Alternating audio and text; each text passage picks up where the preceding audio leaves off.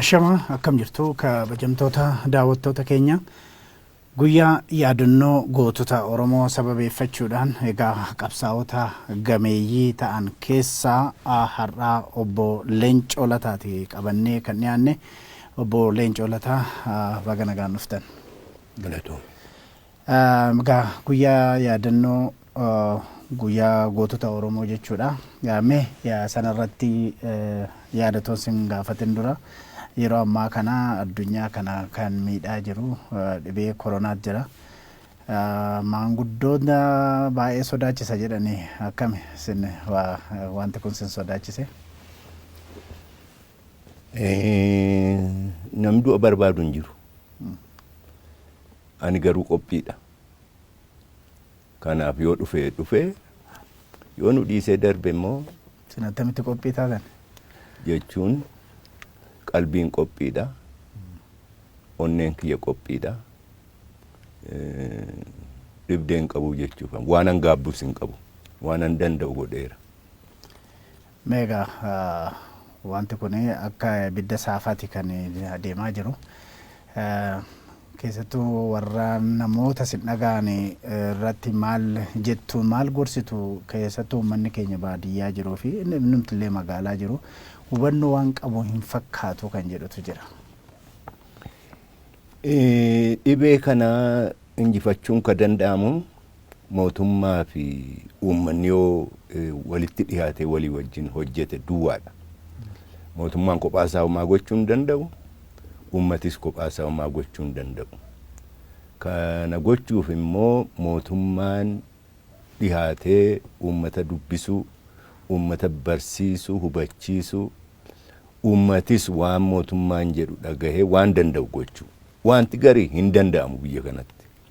Fakkeenyaaf walirraa faffagaadhu dhaabbadhu jechuun karaa irratti hin dandeessa ta'a. Namni gariin 10-20 ta'etu mana tokko keessa bula. Haala akkasii keessatti dhibeen kun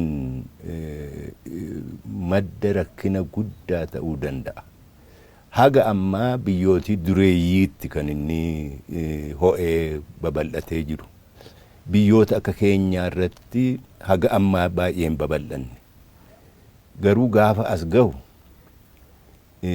maal gochuu akka hin danda'u teenyee yaannee mootummaan ofiifis hubatee uummata hubachiisee qophiin barbaachisu hundi yoo godhame malee balaa guddaa fiduu danda'a dhukkubi kun. Simmee akka obbo Leencoo Lataatti of eeggannoo akkamii godhaa jirtu? Mana oolaa nuun jedhani mana oollaa nama baay'een argu walgahiin naqu yoo akkas kunoo dirqama ta'ee bahe malee manaan bahu man oola. Namoota siyaasaa kan akka keessan umurii guutuu siyaasa keessatti dabarsee fi ammam rakkisaadha wanta kun. Jechuun yeroo baay'ee walgahii jaalatu warri siyaasaa kun jedhama. Kan koo hojiin kiyyaa walgahii dhugoomsu ta'ee jira amma si'ana. Eega gaafa walgahiin hin danda'amu jedheeti wanti hojjechaa turre hundi qat jedhee dhaabbatee jira. Amma homaa wanti gochaa jirru hin jiru manuma oollaa itti baraa jirra. Gaariidha. Meegaa har'aa kan sin affeerre finne guddaanii guyyaa yaadannoo gootota Oromooti. Guyyaa kana yeroo dheeraadhaa fi yaadataa akka turtan kabajaa akka turtan beekamaadha. Amma sadarkaa amma jirtan kanarratti guyyaa kana akkamitti yaadattu? Jechuun goota Oromooti yeroo jennu hiikaa gabaabaa kennuufii dandeenya, hiikaa dheeraa kennuufii dandeenya. Inni gabaabaan nama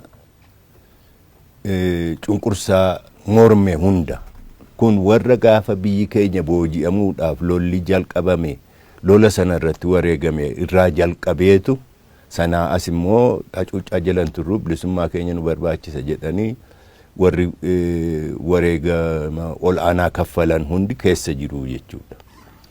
Dhiphaan immoo kadhaaba tokkooti. Nuti adda bilisummaa Oromoo bu'uuressinee qabsoo hidhannoo dhawaataa jalqabnee akka dhaaba keenyaa kan hooggannisaa si'a lama hubami guddaan irra gahe hin jiru dhaabi kamuu. Kan duraa walgahii koree gidduu 77tti magaalaa kanatti hiccitiidhaan taa'e keessatti nama 5tu hooggana olaanaa ta'anii filaman. Kana keessaa 81tti nama tokko qofa tafe. Warri kaan hundi wareegaman. Wareegama akkamii? Wareegama diina kallachaa loluullee osoo hin ta'in diina nuti itti yaadin humna siyaad barree bobbaasuun galaafataman hedduun isaanii. Kanarraa kaanee wareegama kaffalame kana irraa kaanee abdii osoo hin kutatin ciniinnannee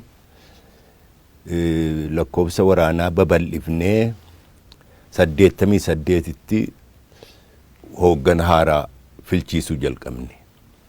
89tti filmaanni sun dirree bahaatti guutame jechuudha.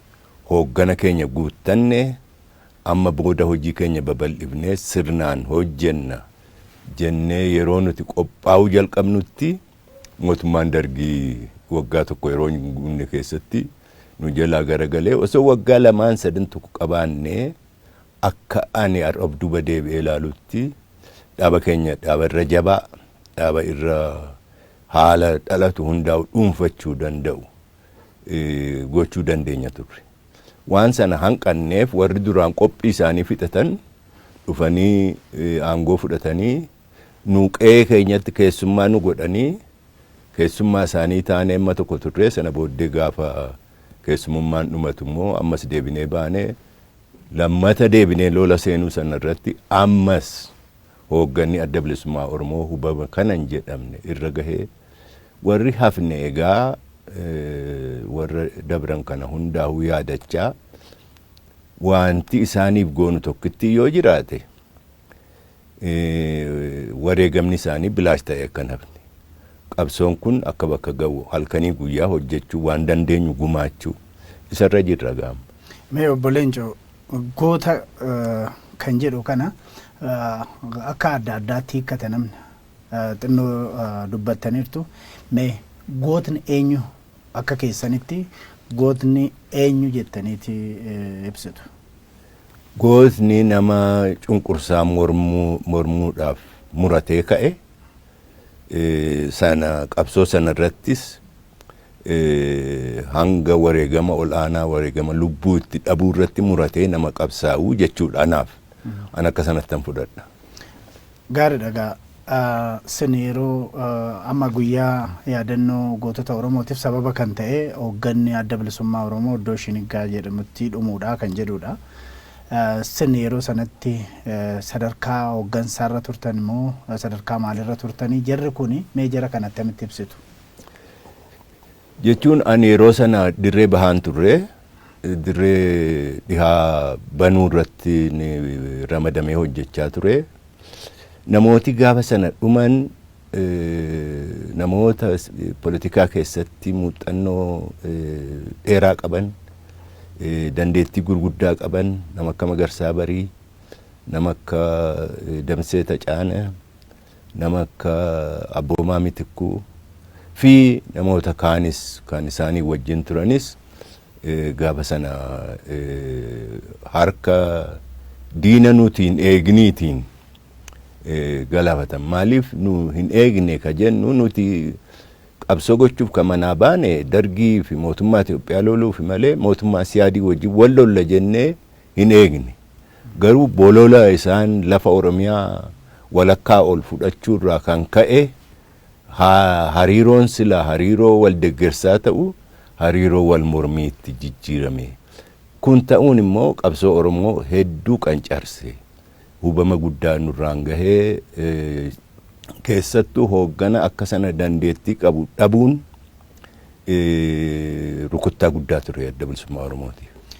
Hooggana gurguddaa akkasii sanaa yeroo tokko walitti qabanii akka inni malu gochuun dogoggora guddaadha jedhanii kan warri qeeqan jiru. Sin maal jettu? jechuun waan baay'ee waan nama darbeerraa qeeqa akkasii dhiyeessuun qajeelaa natti hin fakkaatu. Haala isaan keessa turantu, haala isaan itti murtii sana godhantu murteessa. Haala sana immoo an biran turree beekuu hin danda'u. Mee egaa achillee yoo turuu baattan dhaaba keessa hoogganaa taatanii yeroo dheeraadhaaf turtaniirtu. Warri dhimma kana mormanis jiru kan jedhani adda bilisummaa Oromoo waa'uma babbareechee tolchuudhaaf malee dhumiinsa sanaa wanti qabatamaa ta'e hin jiru. Iddoo tokkotti jarri kuni dhumuu isaanii lammata immoo tokko kiristaana tokko islaamaas baachi baa jennaan diduudha fi wanti qabatamaa ta'e hin jiru. Waa'uma babbareechuuf malee kan jedhu jira. Isin keessa waan beektaniif maal nutti himtu? Waan nutti dhaamame dirree bahaarraa odeeffannoo nuuf kenname irraa kaaneetu dubbannaa. Akkan quba qabutti osoo Somaaliyaa seenuuf deemanii bakka Shinniga jedhamutti waraanni humna warra Somaalee qabee hidhee bubbulcheeyyuu booda irratti akkan dhaga'utti musliimaaf kiristaana adda ba'aa jennaan didanii walii wajjin dhuman. Egaa namni adda bilisummaa Oromoo mormu yoo nuti dhugaa isa ifaayyuu himne achi keessaa waa barbaaduun isaanii hin hafan. Kanaaf sanatti rakkadhu an baay'ee waan mormitoonni dhaaba keenyaa jedhan. Kana wajjin wal qabatee yeroo baay'ee achi keessatti wal ajjeesaniituma guyyaa kana deebi'anii immoo kabajuu kan jedhanis illee hin jiru. Kana sin deebii akkamii qabdu wanta akkasiitu sin mudate? Jechuun kuni sammuu miidhamaadha kan kana yaadu. Eenyullee wareegama namni fedhu tokko illee hin jiru. Jarri kun immoo ijoo adda bilisummaa Oromoo turan. Namni yeroo wal ajjeesu ka keessaa hafu jiraata. Ka ajjeesu sana jiraata. Ka ajjeefamu qofa miti. Kanaaf bakka tokkotti dhumuun isaanii humna alagaatiin ajjeefamuun isaanii ani gama kiyyaan shakkii hin qabu. Warri kana shakkuu barbaade dhimma isaaniiti. Gaariidha. Amma sadarkaa amma irra jiru ga'eera. Yeroo dheeraadhaaf kabajamaa dhufee guyyaa yaadannoo gootota Oromoo. Amma yeroo sadarkaa amma irra jiru kanatti ayyaanni kun yookiin guyyaa yaadannoo kun kan eenyu jettu sin? Ani kan Oromoo hundaatiin jedha. Ka dhaaba tokko ta'ee turuu irra jiru ka jedhuun qabaan. Ka sabichaa ta'uu qaba.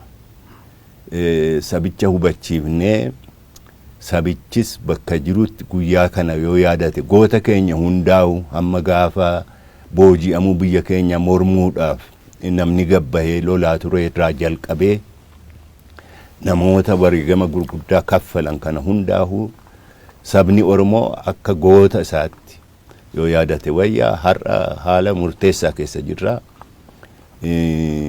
Haala ceehumsaa waan jedhamu keessa jirra. Wanti gochuu qabnu akkuma nuti kanaan dura goone ciniinnannee qabsoo kana itti fufnee bakkaan gahuu. Ani qabsoo bilisummaa Oromoo akka maaraatoonii fiiguuttan ilaala. Maaraatoonii sa'aatii 2 ol fiigaa dhuftee murteessaan isa dhumaa sana. Isa dhumaa irratti humna kee qusattee of jabeessitee onnee kee jabeessitee isa dhumaa sana warra kaan bira'uu dabartee injifachuu dandeessaa. Amma isa dhumaa sana irra geenye na fakkaata. Maaliifan kana jedhaa bilisummaa Oromootiif haala har'a jirru keessatti hiikaa biraan qaba. Hiikaan kiyyamaanni bilisummaan Oromoo kan inni ragga'u gaafa federeeshiniin sabdaneessaa kun demokraata'e. Sana moo gufuu baay'ee dura jira. Gufuu kana hundaa harka wal qabannee gufuu kana tarkaanfannee federeeshiniin sabdaneessaa kun gaafa demokraatawee bilisummaan Oromoo ragga'ee argame mirkanaa'e dhugoomeen jedha. Dimokiraata'uu federeeshinii sabdaneessaa qofa miti kan nan barbaadu. Dimokiraasiin Oromiyaa keessaa immoo sirna abbootii keenya irraa dhaalle sirna gadaa irratti akka hundaa'u sanarratti akka ijaaramu irratti sammuu keenyaaf dandeettii keenya hundaa'u irratti wareegnee sanarratti hojjechuu qabna. Maali bu'aansaa jettu? Bu'aansaa haga amma Afrikaa keessatti dimokiraasii Yurooppaa irraa akka dhufetti fudhatama. Yurooppaa irraa waan dhufuuf dura magaalaa seena. Magaalaa baadiyyaatti faca'a. Akkasitti ilaalama Afrikaa guutummaa keessatti. Nuti garuu hawaasaa keenya keessaa lafa irra dhaabbanne keessaa ol akka maddu sammuu keenya keessaa aadaa keenya keessaa akka inni madde of amansiifne akka sanattis yoo dimokiraasii keenya hojiirra oolchine saboota Itoophiyaa hafaniif fakkeenya taana Afrikaa guutuudhaaf fakkeenya taana guyyaa haaraatu banamaa jechuudha gaafa sanarraa jalqabe.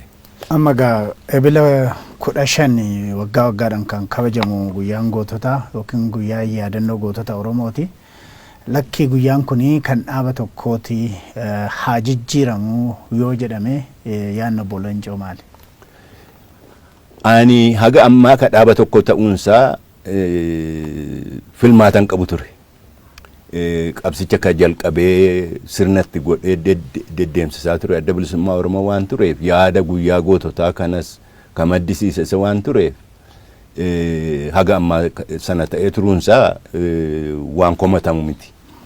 Ammaan booda garuu ka biyyaa ka sabaa ta'ee jijjiiramee ka dhaaba tokko yookaan dhaaba biraa kan taane ka sabichaa guutuu akka ta'u irratti hojjechuun barbaachisaadha ka jedhuun qabaan. Amma guyyaa goototaa yeroo jedhamu warra shiniggaatti wareegame sana kan yaadatamu. Guyyaa goototaa yeroo jettan sinamma yeroo kabajani gootota isaan kami kan guyyaan kuni eenyu hammata?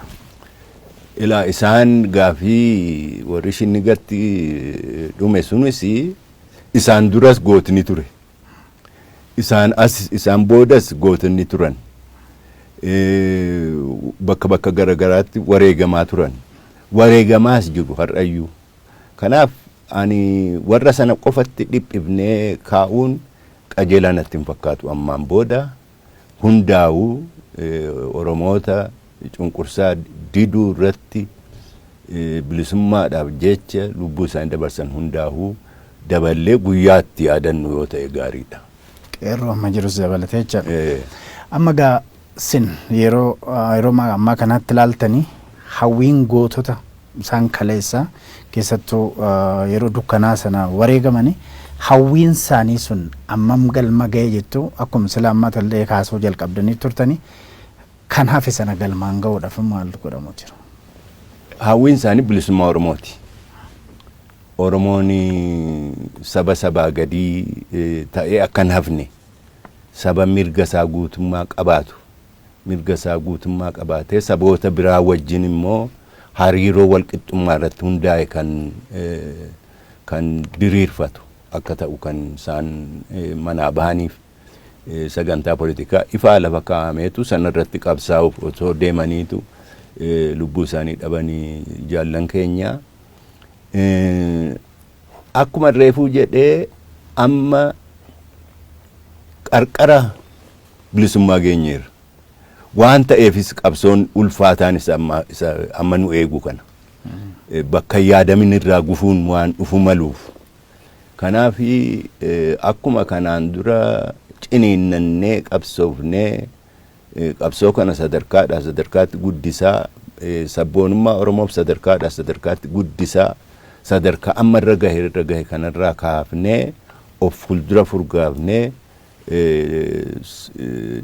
federeeshinii sabdaneessaa kana dimokiraatessine sanaan Oromoon bilisummaansaa akka ani ilaalutti gaafa sana argamaan jedha.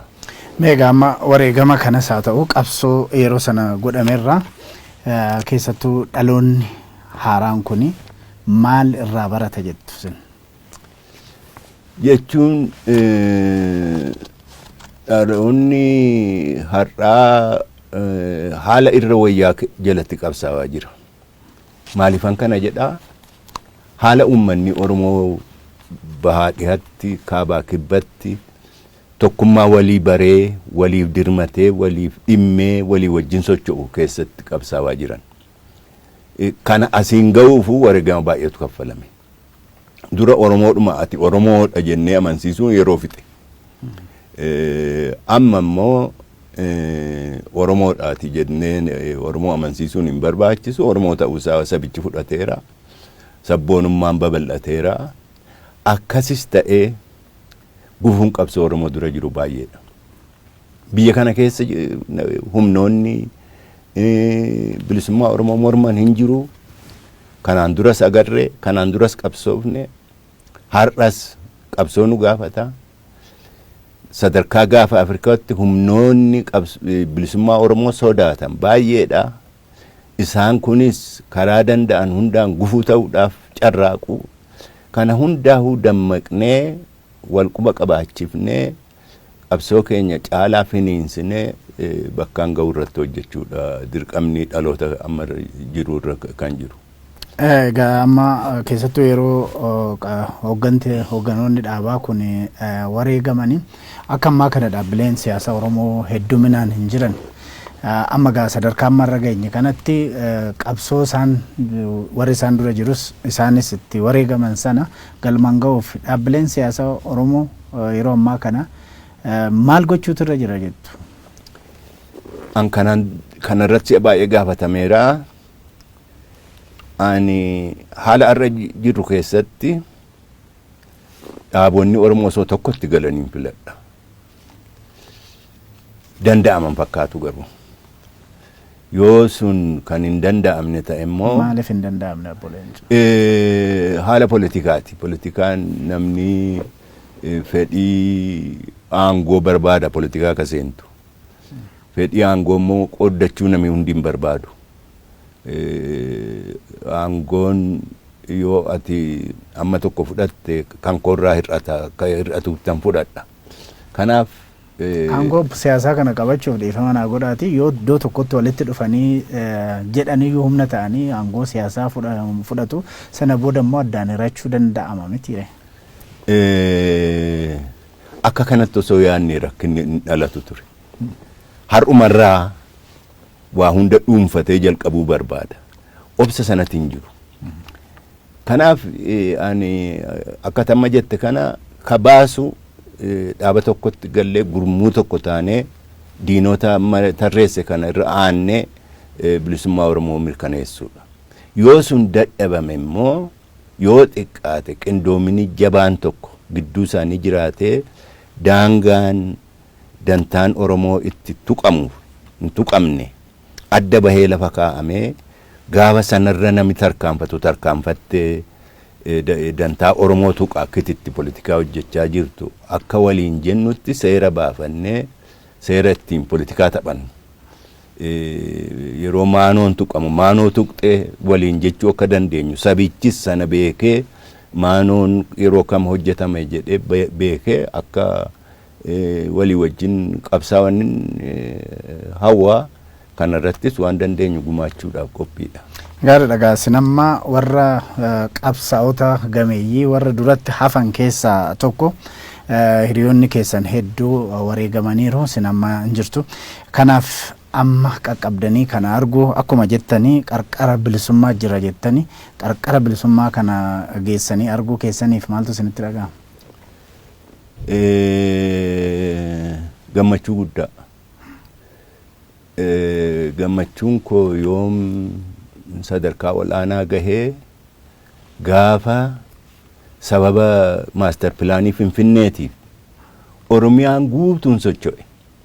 Namichi beegii jiru nama isa naannoo Shaggar lafa dhabuuf deemu sana hin agarre takkaa hin beeku.